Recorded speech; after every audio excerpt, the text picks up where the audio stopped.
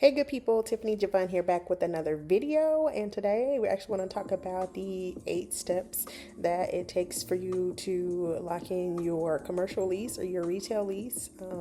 If you are a new business owner like myself and you are looking for a space for your business, if you want to open an event space, right, and that's what I opened, or if you want to open a beauty supply store, you want to open a boutique, you want to open a brick and mortar, okay, so a place for people to come purchase your product, to come purchase your service, to come purchase that which you have to offer. These 8 steps will help you find and lock in your lease. So without further ado, number one is you want to notate your needs, right? So you got to figure out kind of what's right for you as far as how much space you're going to need, how much square footage you're going to need. You need to figure out your budget as far as how much you're willing to spend, how much you want to spend, how much you can afford to spend when you're doing this venture. Hopefully, if you're already been crunching some numbers and you kind of have an idea as to what you want to market, kind of what your pricing structure would be, about how much money on the low end, if you had a little bit of marketing work for you, if you made enough money on the low end, and then you want to be able to kind of put together some costs and kind of figure that out there. So say for instance, if like I'm gonna give you some fictitious numbers, but say for instance, I'm here in Texas, so you guys might hear my son in the background. He's always in the background. Anyway, so let's say for instance, you figured out for yourself that, hey, I can't afford more than probably, $1,000 or $800 for a space. So now that you have that figure, that's a part of your needs, right? Then you want to figure out, okay, hey, I have $1,000 or, $800, whatever the case may be. And my space needs to be anywhere from 700 to 1,000 square feet for it to be the right size space for me and my products and different things like that. So those are things that you need to do in order to determine your needs. And then number two is that you want to research the market. So you want to research the location that you want to be in. You want to look at some things. You don't want to be in a location. I look at this. You don't want to be in a location where there is bars on the windows, so it might not be the safest place to be. So avoid those like the plague. But other than that, you can also talk to some of the neighboring businesses and ask them, how safe is the area? How long have they been there? Would they recommend, new companies to move into that leasing space? How good or cooperative is the management company? Do they like their management company, stuff like that? So you can also go glean from the people that are already in that location and kind of see what their experiences are, so that way it helps you with yours. Number three is that you want to find a real estate broker to help you navigate this process. Real estate agents get paid from the company on the back end, so it's not like you're having to pay them out of pocket to help you. So you can find you some leasing agents that specialize in commercial and retail leases. You can find them on Zillow, Trulia. You can actually ask some of the leasing agents that are at these management companies to maybe refer you to a couple of realtors that they work with primarily, or whatever the case may be, because sometimes they even have recommendations for realtors that specialize in or that primarily works with people that are looking for commercial leases. So that's how you can find you somebody reputable, somebody that's willing to help you navigate this process, somebody that's willing to help you even with kind of like your needs, and wanted to help you even if you can find a space or be able to help you find something that is definitely in your budget, or even well beneath your budget. They might be able to help you in that regard too. So having that wealth of knowledge as far as a realtor is concerned, especially if a realtor has worked with the management company before, they've placed other tenants there, so they have a really good rapport. There's a really good relationship already established there, so you definitely want to be able to take advantage of that.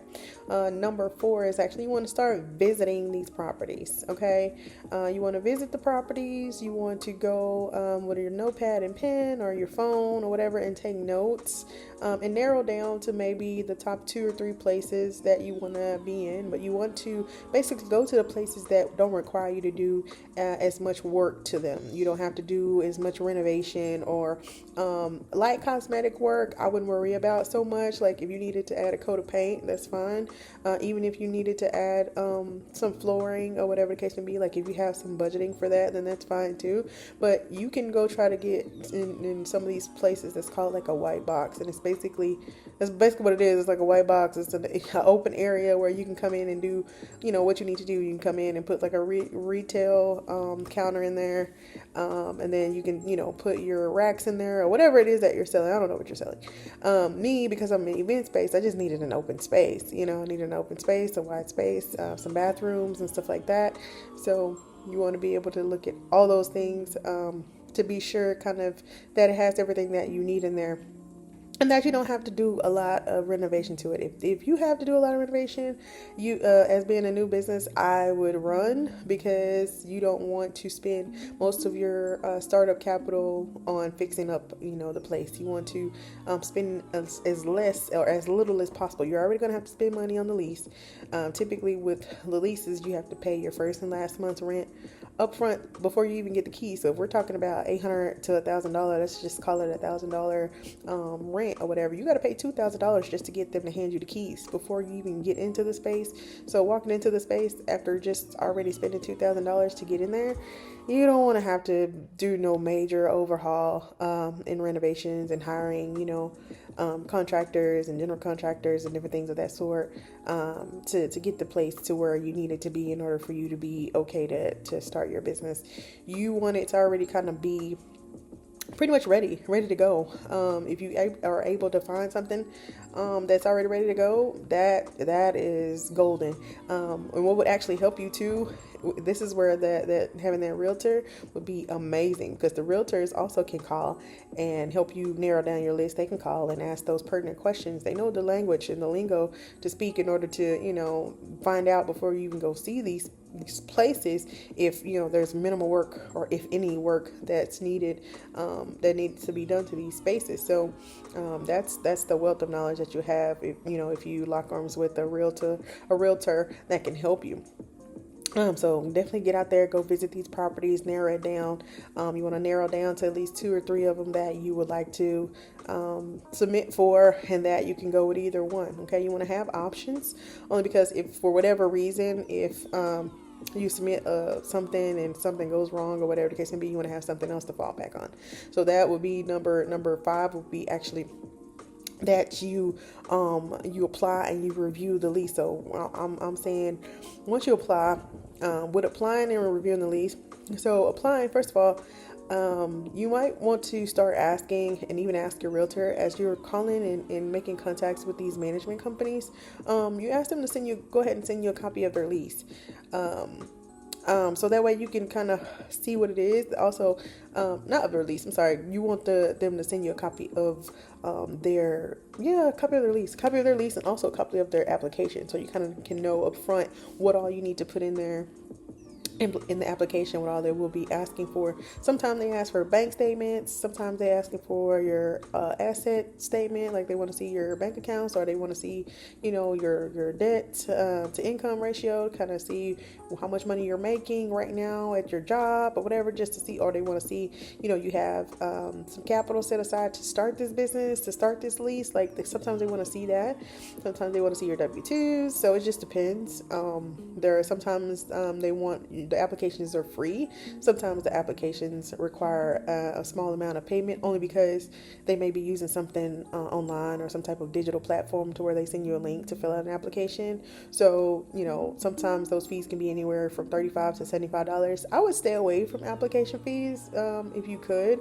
Now, granted, if you have 3 spaces that you could submit an application for, and 2 spaces are free, but 1 space, costs $50, then go ahead, and play that 50. Or I would actually reach out and try to apply for the 2 one that didn't cost anything yet, right? Because you're a new business owner. You need to keep as much capital and as much money as possible. You don't need to be throwing money away at this point, because you're going to need money immediately to get inventory for your business, if you don't already have the inventory bought. Or you're going to need money for marketing. That's a overhead cost that's going to always need to be done, because yes, you'll have maybe some word of mouth marketing, which is free. Nine times out of 10, though, you're going to have some marketing costs in the form of maybe some Google ads, Facebook ads, or some type of ads to keep that foot traffic coming to your area. Another thing that helps, though, is when you're finding your lease to actually what location you find it in. I would actually shoot for shopping center areas because there's already foot traffic coming in those areas. There's already established businesses in those areas. There's already find some place where they has a really popular anchor store, and an anchor store is basically like the biggest store that's in that location. It may be in a location that's connected to maybe a neighborhood Walmart, or maybe connected to a big Dollar Tree or a Dollar General, or maybe connected to a Kroger store, or whatever the case may be. Like it may be connected to a big shopping store, and then they have all the little suites and all the little lease spaces to the side. And you want to get in the store where it's already going to be a lot of foot traffic coming in that area anyway, because they're coming to patronize the nail salon that's next to you, or they're coming to the tire shop, or they're coming to the little convenience store, or they're coming to the little local taco shop, or whatever the case may be. So you want to get in a location where it's a lot of foot traffic. And looking at some of these places, you can actually talk to the lease agent, and in their brochures that they provide you along with your lease and your applications, they actually have some stats down there that you can ask about and that you can look at, and they usually tell you about how many people do they expect, or how many cars they expect driving in that area on average, or how many what's the foot traffic in that area. They usually have those stats, so you definitely want to ask for that information. Number 6 is that you want to get legal advice. Once you have your lease and you're ready to sign, you've chosen, the place, that you've gotten your approval, you want to hire a lawyer. You want to hire a lawyer to review your lease to make sure there's no gotchas. You want to make sure everything is covered, and you want to make sure that that everything's on the up and up, and you lean on that information that you're going to get from the lawyer. Number 7 is that you want to negotiate that lease, and the leasing agent, as well as the realtor, will be able to help you with this. A lot of times, as a new business, you want to see if you can get some free months free, for, like, say for instance, if you have to put any type of money into it. You want to see if you can get 3 to 6 months at the beginning free, especially if you have to put any type of work into the space to get it ready for you to open your business. So that way it just kind of helps you kind of get some customers in the door first before you have to start paying your rent and your utilities on a consistent basis. Actually, those utilities start immediately, so be expecting that, but you can at least get a little break because you've already paid your first and last month's rent up front to even get the keys. So a lot of times they can give you 3 to 6 months free, but you have to negotiate that. You have to bring that up. They're not going to just 9 times out of 10, they're not going to just offer that to you. You have to ask for that, and so that would help. You have a real estate agent working with you and helping you negotiate your terms and different things like that. Negotiate those additional things that would help you. You also, if there is some stuff that needs to be done in there, you might want to ask your realtor to help negotiate what's called TIA, which is called as tenant improvement allowance, which, depending on how long you're going to have the lease for, sometimes the landlord will offer you a pot of money to help get the space to where you need it to be. So say for instance, if you're willing to sign a 5-year lease or whatever the case may be, they may, offer you $10,000, $15,000, $20,000, $30,000 or whatever to put into the space to get it to where you need it to be. So it just depends on, it's a little give and take, because you got to commit a little bit longer, but it may be worth it.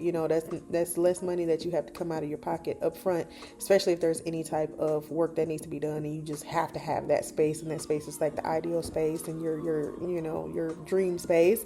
Then you definitely want to negotiate that and bring that up. And the last thing, finalize the lease. Once everything is to your liking, you've already had your lawyer look at it, your real estate agent has helped you find this wonderful place, you've made your decision, you've gotten approved, and now it's time to let the rubber meet the road. So it's time to get first signatures to get it fully executed. So you sign, the management company will sign, and now you have a fully executed lease, and now you're ready to hit the ground running. Okay, so you can do this. Whatever it is that you're trying to open, let 2025 be your year, because it can definitely be done. If I done it, I'm just telling you the steps. I'm just sharing it with you, but you can do it too.